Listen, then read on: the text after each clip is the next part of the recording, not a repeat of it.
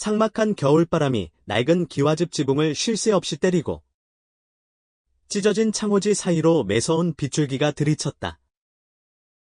낡은 초가집은 마치 폭풍 후의 맹렬함에 꽃 무너질 듯 위태로워 보였다. 강가 외딴 곳에 덩그러니 놓인 그 집은 마치 세상에서 버려진 듯 횡댕그렁했다.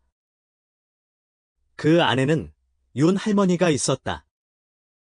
작은 키에 허리가 굽은 그녀는 머리칼은 하얗게 새어 있었고 앙상한 손으로 여기저기 버려진 폐지나 플라스틱 조각들을 줍고 있었다. 마치 세상에서 버려진 그 물건들처럼 할머니의 삶 또한 덧없이 느껴졌다.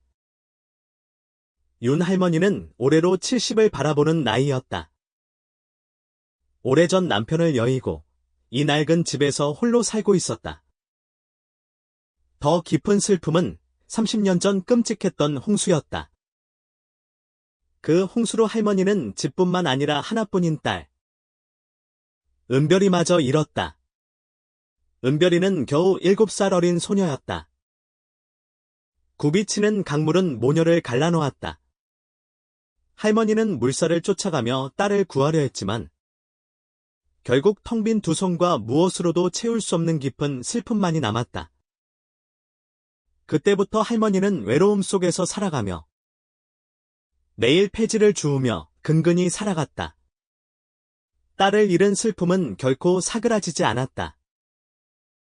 아이들이 뛰어노는 모습을 볼 때마다 가슴 한구석이 묵직하게 조여들었다. 은별이는 지금 살아있을까? 살아있다면 엄마를 기억할까? 나는 질문들이 수없이 할머니의 머릿속을 맴돌았다. 그날 밤에도 어김없이 폭우가 쏟아졌다. 거센 빗줄기는 땅을 진흙탕으로 만들었고 윤 할머니의 마음은 더욱 어두워졌다. 희미한 호롱불 아래 할머니는 낡은 삿갓을 쓰고 빛바랜 우비를 걸친 채 문 밖으로 나섰다. 폐지를 줍는 일은 할머니에게 마치 숙명과도 같았다. 날씨가 굳든 햇볕이 뜨겁든 할머니는 폐지를 줍기 위해 집을 나서야만 했다. 바람이 어찌나 거센지 할머니는 길가의 나뭇가지에 매달려 간신히 몸을 지탱해야 했다. 지늘길은 미끄러웠고 마치 할머니의 발목을 잡으려는 듯 질척거렸다. 멀리서 희미한 가로등 불빛이 강가를 비추고 있었다. 그곳은 할머니가 자주병이나 종이 상자들을 줍는 곳이었다. 그날 밤 빗소리는 유난히 더 컸고 할머니의 가슴 속에 불안감이 깊게 자리 잡았다. 할머니가 익숙한 장소에 가까워졌을 때 희미하게 누군가 끙끙거리는 소리가 들렸다. 처음에는 빗소리나 바람소리인가 생각했지만 그 소리는 점점 더 분명하게 들려왔다. 사람 있어요. 제발 살려주세요.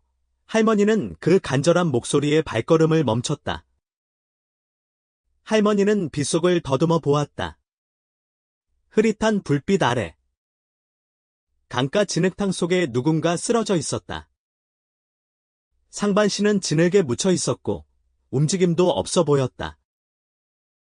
할머니는 갑자기 밀려드는 공포에 휩싸였다. 혹시 귀신인가? 할머니는 등골이 오싹해졌지만 좀 더 자세히 보니 쓰러진 사람은 젊은 여자였다. 화려한 옷을 입고 있는 그녀는 흙투성이로 엉망이었다. 저 여자를 그냥 죽게 내버려 둘 순 없어.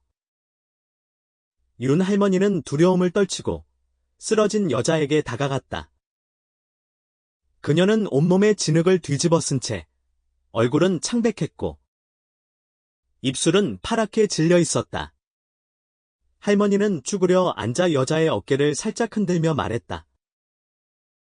아가씨, 정신 좀 차려봐요. 할머니의 목소리는 걱정과 안타까움으로 떨렸다. 하지만 여자는 아무런 반응이 없었다.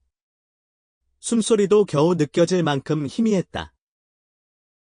빗줄기는 점점 거세졌고 진흙탕은 더욱 미끄러워졌다.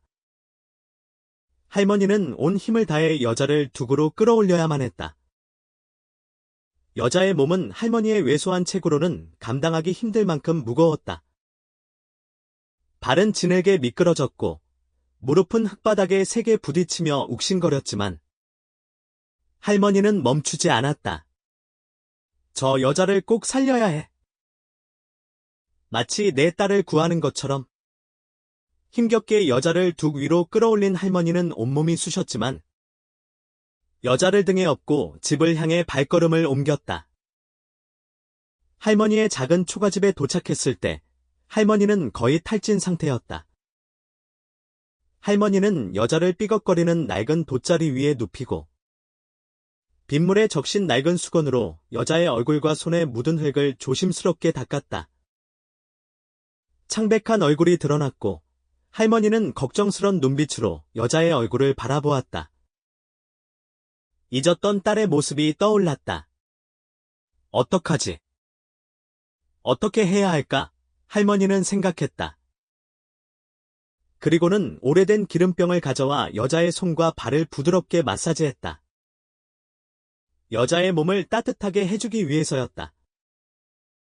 폭우는 여전히 쏟아졌고 지붕에서 떨어지는 빗물 소리와 함께 여자의 가느다란 숨소리만이 들려왔다. 그때 할머니의 눈이 여자의 팔에 채워진 은팔찌에 멈췄다. 작은 연꽃 한 송이가 정교하게 새겨져 있었고 그 옆에는 MH라는 글자가 새겨져 있었다. 할머니의 심장이 쿵쾅거렸다. 연꽃 모양이 너무 익숙했다. 마치 아주 오래된 기억의 조각처럼 느껴졌다. 연꽃수가 놓아진 손수건, 할머니는 혼잣말로 중얼거렸다. 그것은 할머니가 딸에게 만들어 주었던 손수건이었다.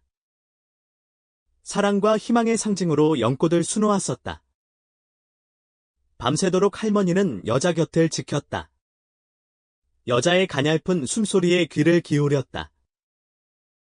옛날 홍수의 기억이 물밀듯이 밀려왔다. 굽이치는 강물, 절망적인 외침, 강물에 휩쓸려 사라져버린 작은 은별이의 두 손. 할머니는 그 무력감을 결코 잊을 수 없었다. 할머니는 눈앞에 쓰러진 여자를 보며 혹시 이것이 운명의 장난일까? 라는 생각을 했다. 두 사람의 연결고리에 대한 희미한 감각은 할머니의 마음속에 희망의 불씨를 피웠다. 혹시 이 아이가 은별이일까? 그 밤 밖에는 여전히 비가 내렸지만 할머니의 마음속에는 희미한 빗줄기가 어렴풋이 떠오르고 있었다. 쨍, 어디선가 들려오는 새소리가 빗줄기가 잦아들었음을 알려주었다. 땅은 여전히 젖어 있었고 낡은 지붕에서 떨어지는 빗물은 낡은 양동이에 떨어져 댕그랑 소리를 냈다. 작은 집 안에서 윤 할머니는 여전히 돗자리 옆에 앉아 있었다. 밤새 잠도 자지 못한 채 걱정스러운 눈빛으로 젊은 여자를 바라보았다. 할머니는 뜬 눈으로 밤을 새웠다. 만약 자신이 조금이라도 소홀하면 여자가 잘못될까봐 노심초사했다. 여자는 여전히 잠들어 있었지만 숨소리는 밤새 안정적으로 바뀌고 있었다. 파랗던 입술은 따뜻한 보살핌에 다시 붉은 빛을 되찾았다. 동이 터오며 낡은 틈 사이로 들어온 아침 햇살은 여자의 하얗고 갸름한 얼굴을 비추었다. 그 모습은 마치 오래전 할머니의 기억 속에 남아있던 은별이의 얼굴과 겹쳐 보였다. 작은 소리가 들리자 할머니는 깜짝 놀랐다. 여자가 몸을 살짝 뒤척이며 눈을 천천히 뜨고 있었다.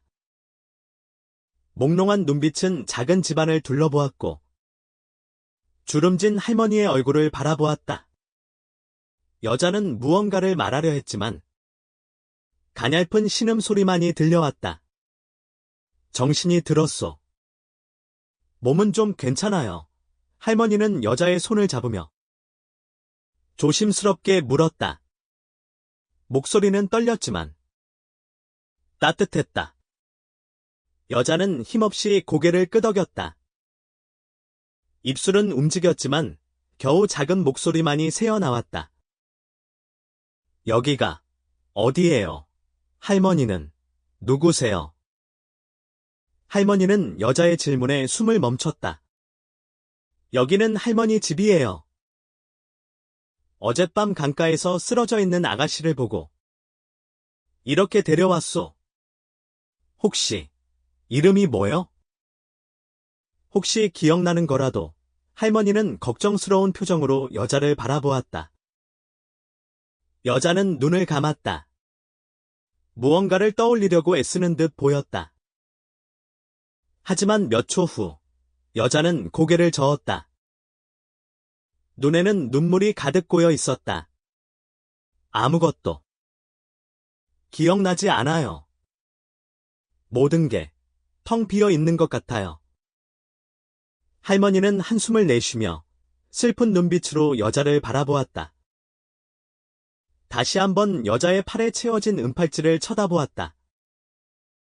은팔찌에 새겨진 영꽃과 MH라는 글자가 다시 할머니의 마음을 흔들었다.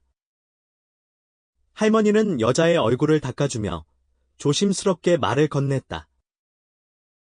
아가씨, 이름은 뭐예요? 혹시 고향이 어디인지 기억나요? 여자는 멍하니 문밖을 바라보았다. 아침 햇살이 문틈으로 비쳐 들어오고 있었다. 모르겠어요. 하지만 꿈속에서 물이 보여요. 커다란 물, 차가운 물이 절 휩쓸어 가요. 누군가 저를 부르는 목소리가 들리는데 잘 들리지 않아요. 여자의 말은 할머니의 가슴에 비수처럼 박혔다. 30년 전 홍수의 모습, 은별아, 절규하던 할머니의 목소리, 강물에 휩쓸려 가던 작은 손, 모든 것이 할머니의 머릿속을 어지럽혔다. 설마, 이 아이가 내 은별이일까? 할머니는 확신할 수는 없었지만 희미한 기대감이 마음속에서 피어났다. 다음 날, 여자가 조금 회복되자 할머니는 여자를 데리고 동네 보건소로 갔다. 할머니는 아이를 데리고 가는 길에 혹시 누가 물어볼까 걱정하며 어쩌다 사고를 당해서 내가 데려왔소. 라고 둘러댔다. 동네 사람들은 여전히 할머니와 여자를 힐끗힐끗 쳐다보았다. 보건소에서 만난 마을 의사 김 씨는 할머니를 오랫동안 알고 지내온 사람이었다. 김 씨는 할머니와 함께 온 젊은 여자를 보고 놀라며 무슨 일인지 물었다.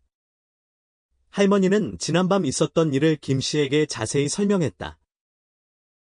그리고 여자의 신원과 관련된 정보를 찾아달라고 부탁했다.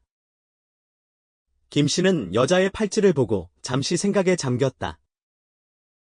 이 팔찌, 왠지 익숙한데 혹시 전에 재난 때 실종된 사람들의 기록에서 비슷한 걸 본 적이 있는 것 같소.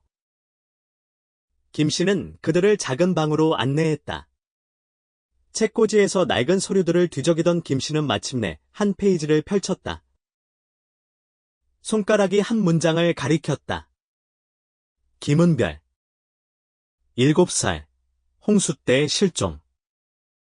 자선단체에 구조되어 다른 곳으로 이동된 것으로 추정. 할머니의 심장이 쿵쾅거렸다. 은별이라는 이름은 할머니의 딸의 이름과 같았다. 여자의 이름은 혜미였다. 할머니는 온몸이 떨렸지만 희망이 가득 차오르는 것을 느꼈다. 그 애가 구조됐다고요? 어디로 갔는지 혹시 아십니까? 할머니는 떨리는 목소리로 김 씨에게 물었다. 그 당시 고아나 실종된 아이들이 여러 자선 단체를 통해 서울의 보육원으로 옮겨졌습니다. 찾으시려면 그곳에서 찾아보시는 게 좋을 겁니다. 집으로 돌아오는 길, 할머니는 김 씨의 말을 떠올리며 끊임없이 생각에 잠겼다. 낡은 돗자리 위에 앉아있는 혜미를 바라보며 혹시 정말 은별이일까 하는 생각을 했다. 그리고 혜미와 함께 진실을 찾아 나설 것을 다짐했다. 저녁, 할머니와 혜미는 호롱불 아래 마주 앉았다. 할머니는 조심스럽게 혜미에게 물었다. 아가씨, 혹시 팔찌에 대해 기억나는 건 없어요? 누가 선물해 줬는지 혹시 기억나요? 혜미는 팔찌를 내려다보며 고개를 저었다. 기억은 안 나지만 이게 왠지 아주 중요한 것 같아요. 마치 저의 삶과 연결되어 있는 것처럼 느껴져요. 할머니는 고개를 끄덕이며 조심스럽게 말했다. 이 팔찌, 내가 옛날에 내 딸에게 만들어준 것과 똑같아요. 여기 이 연꽃하고 MH 글자, 혹시 모르지만. 혹시 우리 딸인지도 몰라요? 정말요, 저에게 딸이 있었어요. 혜미가 놀라 물었다. 정확한 건 아니지만. 난 알고 싶어요. 아가씨도 나랑 같이 당신의 과거를 찾아볼래요. 혜미는 할머니를 바라보며 점점 밝아지는 눈빛으로 대답했다. 네, 찾고 싶어요. 제가 누군지, 제가 어디에서 왔는지 꼭 알고 싶어요. 다음 날 아침, 두 사람은 희망을 안고 첫 여정을 시작했다. 할머니는 주먹밥과 물통을 챙겼고 폐지를 팔아 모아둔 돈을 챙겼다. 동네에서 서울로 가는 첫 버스를 탔다. 그곳에서 할머니는 예전에 김씨가 말했던 보육원을 찾을 수 있기를 바랐다. 버스 창문 너머로 혜미는 넓게 펼쳐진 들판을 바라보았다. 자신의 모든 것을 모르는 낯선 할머니에게서 따뜻함과 사랑을 느끼며 복잡한 감정에 사로잡혔다. 할머니는 창밖을 바라보며 말이 없었지만 수많은 질문들이 머릿속을 맴돌았다. 하지만 그 무엇보다 작은 희망이 그녀의 마음속에서 점점 커지고 있었다. 혹시 은별이가 살아있다면, 혹시 저 아이가 내 딸이라면 30년 동안의 슬픔을 보상받을 수 있을까? 낡은 버스는 울퉁불퉁한 길을 따라 서울을 향해 달렸다. 창문에서 불어오는 바람은 먼지 냄새와 함께 훈훈한 꽃향기를 실어왔다. 혜미는 창밖을 보며 가을의 햇살에 반짝이는 벼이삭들을 바라보았다. 고향 마을과 멀어질수록 마음은 복잡해졌다. 기대와 불안, 기쁨과 슬픔이 뒤섞였다. 과연 혜미와 할머니가 찾아 나선 이 길이 기억을 잃은 혜미의 과거를 되찾아 줄 수 있을까? 반면 윤 할머니는 조용히 앉아 밖을 바라보았다. 할머니의 눈빛은 어딘가에 닿아 있었지만 속으로는 온갖 생각과 감정들이 뒤섞여 있었다. 희망과 두려움 사이에서 갈등하고 있었다. 30년 동안 그리워했던 딸을 찾고 싶었지만 모든 게 다 잘못되면 어떻게 될지 두려웠다. 혹시 딸을 찾지 못하면 또다시 혼자 남겨지면 그 고통을 감당할 수 있을까? 할머니는 걱정이 태산 같았다. 마침내 그들은 서울에 도착했다. 버스는 서울 시내 한복판에 있는 낡은 아동 보육원 앞에 멈췄다. 녹슨 철문과 작은 마당에는 드문드문 나무들이 서 있었다. 인자한 얼굴의 중년 여성이 그들을 맞이했다. 안녕하세요. 저는 이 보육원의 담당자 박 선생입니다. 혹시 찾으시는 정보라도 있으신가요? 할머니는 고개를 숙여 인사하고 떨리는 목소리로 말했다. 저는 오래전 홍수로 실종된 아이, 은별이의 엄마입니다. 혹시 30년 전에 이 보육원에 맡겨진 적이 있을까요? 이름은 김은별입니다. 이야기를 들은 박 선생의 눈빛은 놀라움으로 가득 찼다. 은별이라. 잠시만 기다려주세요. 관련 기록을 찾아보겠습니다. 그녀는 그들을 접견실로 안내했다. 낡은 소파가 놓인 작은 방에서 혜미는 긴장된 표정으로 앉아 있었고 윤 할머니는 손을 꼭 잡고 있었다. 15분 정도 지났을까? 박 선생이 낡은 서류초를 들고 돌아왔다. 우리가 그 당시의 기록을 일부 가지고 있습니다. 김은별이라는 아이가 이 보육원에 있었던 것이 맞습니다. 기록에 따르면 그 아이는 홍수로 실종되었지만 자선단체에 의해 구조되었고 몇 달 후 서울에 사는 한 부유한 집안에 입양되었다고 합니다. 윤 할머니는 그 말을 듣고 가슴이 쿵 하고 내려앉는 기분이었다. 낡은 종이에 적힌 글씨는 덧없어 보였지만 은별이가 홍수에서 살아남았다는 것을 증명했다. 떨리는 목소리로 할머니는 물었다. 혹시 그 집이 어디인지 아시나요? 네. 그 집은 김 회장님 부부입니다. 대기업 회장인데 은별이를 입양해서 혜미라는 이름으로 불렀습니다. 이 말을 듣자 혜미는 입을 굳게 다물었다. 심장이 멎을 것 같았다. 혜미, 그게 내 이름이라고. 혜미는 속으로 중얼거렸다. 기억이 돌아오기 시작했다. 혜미는 팔찌를 쳐다보았다. 모든 것이 점점 더 선명해지고 있었다. 팔찌에 새겨진 연꽃, 차가운 강물의 느낌, 꿈속에서 들려오던 절박한 외침, 모든 조각들이 하나로 맞춰지는 듯했다. 혹시 내가 그 아이인 건가? 혜미는 혼란스러움을 느끼며 윤 할머니를 바라보았다. 혹시 제가 그 아이인가요? 혜미의 목소리는 몹시 떨렸다. 윤 할머니는 눈물을 훔치며 혜미에게 다가갔다. 혜미야, 혹시 당신이 정말 내 딸 은별이인 거니? 하지만 혜미는 할머니의 질문에 대답할 수 없었다. 그녀의 머릿속은 여전히 많은 질문들로 가득 차 있었기 때문이다. 그들은 다시 길을 나섰다. 박 선생은 혜미를 입양한 가족의 주소를 알려주었다. 할머니는 눈물을 흘리며 거듭 감사를 전했고 혜미는 은팔찌를 꼭 잡았다.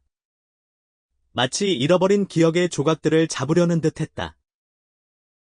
고급스러운 집으로 가는 택시 안에서 혜미는 이 모든 것이 현실인지 믿을 수 없었다. 김 회장 집의 으리으리한 대문을 보자 그들은 잠시 멍해졌다. 집은 거대한 대문과 정갈하게 다듬어진 정원, 그리고 고급차들로 가득했다. 혜미는 낯선 시선으로 집을 바라보았다. 분명히 여기서 자랐을 텐데 전혀 친숙하게 느껴지지 않았다. 가정부가 문을 열고 혜미를 보고 깜짝 놀라며 물었다. 혜미 아가씨, 어제부터 어디 가셨어요? 온 가족이 아가씨를 찾고 있었는데. 윤 할머니를 본 가정부는 조금 놀란 듯 했지만 아무 말 없이 두 사람을 집 안으로 안내했다. 할머니는 그 집이 너무 화려하고 거대해서 숨조차 제대로 쉴 수 없었다. 할머니는 혜미를 바라보았고 애틋함과 슬픔이 동시에 밀려왔다.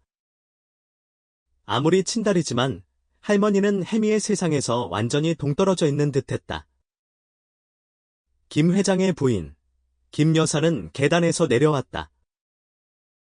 그녀는 고급스러운 옷차림을 하고 있었고 혜미를 보자마자 달려와 말했다.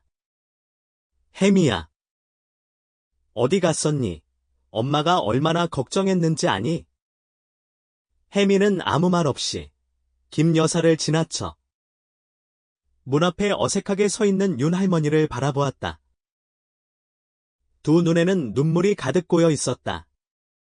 김 여사는 그런 혜미를 보고 윤 할머니에게 물었다. 저분은 누구시죠? 김 여사는 의심스러운 눈초리로 윤 할머니를 쏘아보았다.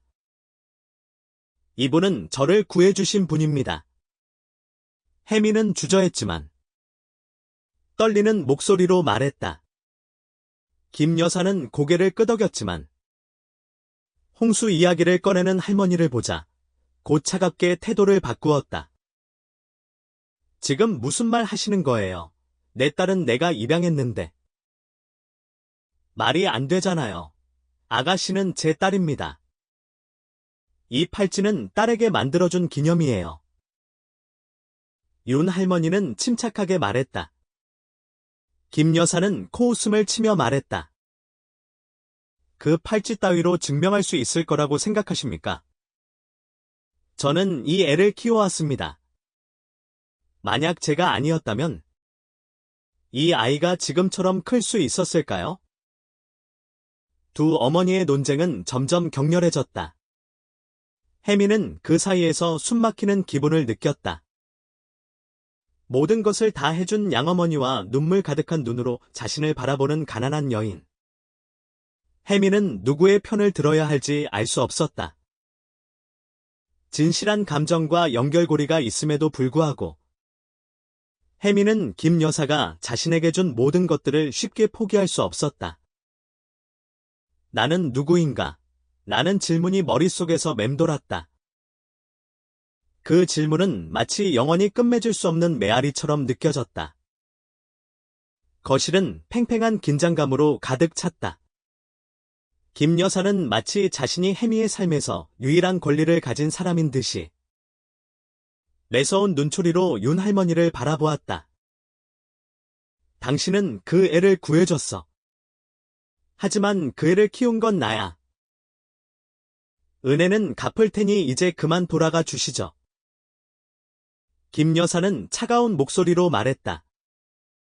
윤 할머니는 고개를 숙이고 두 손을 꼭 잡은 채 떨리는 목소리로 말했다. 저는 확신할 수 없습니다. 하지만 증명할 수 있는 기회를 주십시오. 만약 아니면 아가씨 곁에서 영원히 떠나겠습니다. 다신 아가씨를 괴롭히지 않겠습니다. 할머니의 떨리는 목소리가 혜미의 가슴을 아프게 했다. 혜미는 가난한 여인의 눈물을 바라보며 형언할 수 없는 고통을 느꼈다. 좋아요. 당신이 증명하고 싶다면 DNA 검사를 해보도록 하죠. 전 두렵지 않아요. 김 여사는 단호하게 말했다. 그리고는 혜미를 바라보며 말했다. 혜미야. 혹시 엄마를 믿지 못하는 건 아니겠지? 엄마는 너를 25년이나 키웠어. 그리고 너에게 모든 걸 다 줬어. 저렇게 가난한 여자가 해줄 수 없는 모든 것들을. 혜미는 대답하지 못하고 고개를 숙였다. 생각할 시간이 필요해요. 혜미는 나지막하게 말했다. 그날 밤, 밖에선 비가 멎었지만 혜미의 마음속에는 여전히 답을 찾지 못한 질문들이 가득했다. 그녀는 이 혼란스러운 상황 속에서 어떤 선택을 내려야 할지 알 수 없었다. 그녀의 마음속에서는 자신을 키워준 양어머니와 친어머니 사이에서 갈등하고 있었다. 두 사람 모두 소중했지만 그녀는 어느 한쪽을 선택할 용기가 나지 않았다. 갈등 속에서 혜미는 할머니를 보건소로 데려갔다. 할머니의 상태를 점검하고 팔찌에 대한 단서를 찾기 위해서였다. 그날 보건소는 텅 비어 있었다. 혜미는 할머니에게 물었다. 할머니, 혹시 팔찌에 대해서 아시는 거라도 있으세요? 할머니는 주름진 눈으로 혜미를 보며 말했다. 아가씨, 그 팔찌, 어렸을 때 내 딸 생일 선물로 사줬던 거야. 그때부터 내가 매일 그 애를 그리워하면서 살아왔어. 혜미는 할머니의 말에 가슴이 미어지는 것을 느꼈다. 그리고 드디어 혜미는 자신이 그토록 찾던 진실을 깨달았다. 며칠 후, 혜미는 양어머니와 친어머니에게 함께 DNA 검사를 할 것을 부탁했다. 김 여사는 처음에는 마지못해 동의했지만 결국 진실을 밝히고 싶어 했다. 세 사람은 보건소에서 함께 DNA 검사를 받았다. 검사 결과는 일주일 뒤에 나왔다.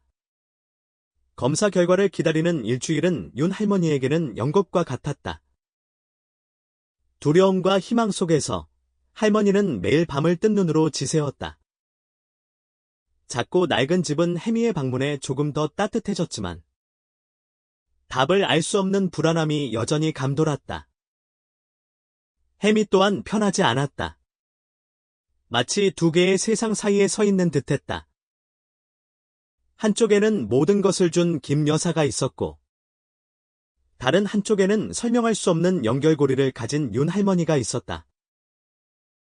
때로는 두 사람 모두에게 상처를 주고 있는 것은 아닌지 자책했다. 결국 운명의 날이 밝아왔다. 해미는 검사 결과가 나왔다는 보건소의 전화를 받았다. 해미는 김 여사와 윤 할머니에게 결과를 함께 확인하자고 제안했다. 김 여사는 여전히 굳은 표정으로 의자에 앉아 있었지만 속으로는 불안함을 감추지 못했다. 윤 할머니는 초조한 듯 의자 가장자리에 걸터 앉아 있었고 해미는 두 어머니의 손을 꼭 잡고 있었다. 보건소 직원이 문을 열고 들어왔다. 그는 결과를 담은 봉투를 들고 세 사람을 번갈아 보며 말했다. 김혜미 씨와 윤 할머니의 DNA 검사 결과 두 분은 친모녀 관계인 것으로 확인되었습니다. 결과가 발표되자마자 모든 것이 멈춘 듯했다. 윤 할머니는 울음을 터뜨리며 은별아, 드디어 우리 딸, 내가 그렇게 찾던 내 딸 이라고 외쳤다. 할머니는 본물 터진 듯 눈물을 쏟아냈다. 30년간 잊었던 딸을 찾았다는 감격에 온몸을 떨었다. 해미는 그 자리에 얼어붙은 듯 서 있었다. 해미의 머릿속에는 잊고 있었던 기억들이 하나씩 떠오르기 시작했다. 홍수, 은팔찌, 고통스럽던 절규, 모든 것들이 하나로 연결되는 순간이었다. 반면 김 여사는 아무 말도 하지 못하고 얼어붙은 듯했다. 김 여사의 얼굴은 차가워졌지만 그 안에는 상실감과 질투심, 절망감과 분노가 뒤섞여 있었다. 잠시 후 김 여사는 자리에서 일어나 차가운 목소리로 말했다. 결국 이게 진실이었군요. 하지만 기억하세요. 해미는 내 딸이에요. 내가 25년 동안 키워왔고 모든 것을 다 주었다는 걸 잊지 말아요. 김 여사의 말은 할머니의 심장을 꿰뚫는 듯했지만 할머니는 아무 말도 하지 않았다. 그저 떨리는 목소리로 말했다. 저는 할 수 없습니다. 하지만 딸을 볼 기회만이라도 주십시오. 당신의 은혜는 잊지 않겠습니다. 할머니의 애절한 목소리는 해미의 가슴을 더욱 아프게 했다. 해미는 그들의 갈등을 바라보며 어찌할 바를 몰랐다. 이후 해미는 할머니와 함께 보육원으로 돌아왔다. 택시 안에서 해미는 은팔찌를 꽉 쥐며 잃어버린 기억의 조각들을 되찾으려고 노력했다. 김 회장 집의 화려함과 대비되는 초라한 집으로 돌아가는 길에 해미는 복잡한 감정에 휩싸였다. 나는 누구인가? 나는 질문은 더욱 깊어졌고 그녀의 마음은 걷잡을 수 없이 혼란스러워졌다. 한편 할머니는 집으로 돌아오는 내내 아무 말도 하지 않았다. 마음속에서는 희망과 두려움이 뒤섞여 있었고 할머니의 눈에는 눈물이 가득 고여 있었다. 오랜 시간 동안 애타게 찾았던 딸을 만났지만 또 다른 어려움에 직면한 것 같아 마음이 무거웠다. 다음 날 해미는 김 여사에게 전화를 걸어 DNA 검사 결과를 이야기하며 자신과 친어머니를 모두 받아들여달라고 부탁했다. 김 여사는 여전히 불쾌한 기색을 감추지 못했지만 해미의 강경한 태도에 결국 동의했다. 세 사람은 모두 같은 공간에 함께 살아가야 하는 운명이었다. 하지만 그들의 갈등과 불안은 여전했다. 해미는 두 사람 사이에서 끊임없이 갈등했고 상처받을까봐 두려워했다. 해미는 그 갈등을 봉합하기 위해서 두 사람 모두를 집으로 초대했다. 그날, 해미는 두 어머니를 강가로 데려갔다. 30년 전 비극이 일어났던 그곳에서 세 사람은 낡은 벤치에 앉았다. 엄마. 이 강은 우리에게 슬픔을 가져다 줬지만 또 다른 만남을 가져다 준 곳이기도 해요. 이제부터 우리는 모두 엄마예요. 서로 사랑하며 아픔을 나누고 살아가요. 해미는 손을 모으며 떨리는 목소리로 말했다. 김 여사는 말없이 눈물을 흘렸다. 해미가 낳아준 딸은 아니지만 25년이라는 세월 동안 자신의 딸처럼 키워온 해미를 포기할 수 없었기 때문이다. 윤 할머니는 눈물을 닦으며 해미의 손을 잡았다. 그래, 우리 같이 살아가자. 할머니는 따뜻한 미소를 지으며 말했다. 그날 이후 윤 할머니, 김 여사, 그리고 해미는 함께 살아가기 시작했다. 서로의 다름을 이해하고 존중하며 가족이라는 이름으로 새로운 관계를 만들어갔다. 그리고 해미는 두 어머니를 위해 예전의 따뜻함과 친근함을 되찾아 주려고 노력했다. 해미는 엄마들을 위해 함께 시간을 보내며 대화를 나누었다. 어느덧 해미는 두 어머니에게 모두 소중한 사람이 되었다. 해미는 양어머니의 따뜻함과 사랑을 받았고 친어머니의 깊은 연민과 감정을 이해하게 되었다. 그리고 두 어머니는 해미를 통해 자신의 상처를 치유해 나갔다. 그들은 서로를 가족으로 받아들이며 새로운 삶을 시작했다. 해미는 깨달았다. 진정한 가족이란 혈연관계가 아니라 서로를 이해하고 사랑하는 마음에서 만들어진다는 것을. 해미는 김 여사와 윤 할머니에게 자신의 마음을 전했다. 두 분 모두 저에게 소중한 엄마예요. 두 분은 저에게 세상을 살아가는 방법과 사랑하는 방법을 가르쳐 주셨어요. 앞으로도 엄마들의 딸로 곁에서 오래오래 함께할 거예요. 김 여사와 윤 할머니는 해미의 따뜻한 말에 눈물을 글썽였다. 해미의 마음은 세 사람의 가슴에 깊은 울림을 주었다. 세 사람의 관계는 이제 완벽한 가족의 모습으로 변모하고 있었다. 오랜 시간 동안 맺혀있던 응어리가 녹아내리며 세 사람의 마음 속에는 따뜻한 온기가 감돌았다. 그들은 함께 웃고 함께 울며 진정한 가족의 의미를 되새겼다. 어느 날 저녁, 해미가 일하는 보육원에서 한 아이가 그림을 그렸다. 삐뚤삐뚤한 선들이 모여서 강가에 서 있는 세 명의 여자를 나타냈다. 그림 속에서 여자들은 어깨동무를 하고 있었고 그 위로 커다란 무지개가 떠 있었다. 아이는 그림을 해미에게 건네며 말했다. 이 그림은 선생님과 선생님 어머니들을 그린 거예요. 선생님은 두 명의 엄마가 있어서 행복하겠어요. 해미는 아이의 순수한 마음에 감동하며 눈물을 글썽였다. 해미의 곁에는 언제나 두 어머니가 있었고 그녀는 이제 더 이상 혼자가 아니었다. 해미와 두 어머니는 서로에게 든든한 버팀목이 되어주었다. 그리고 그들의 이야기는 많은 사람들에게 감동과 희망을 전하고 있었다.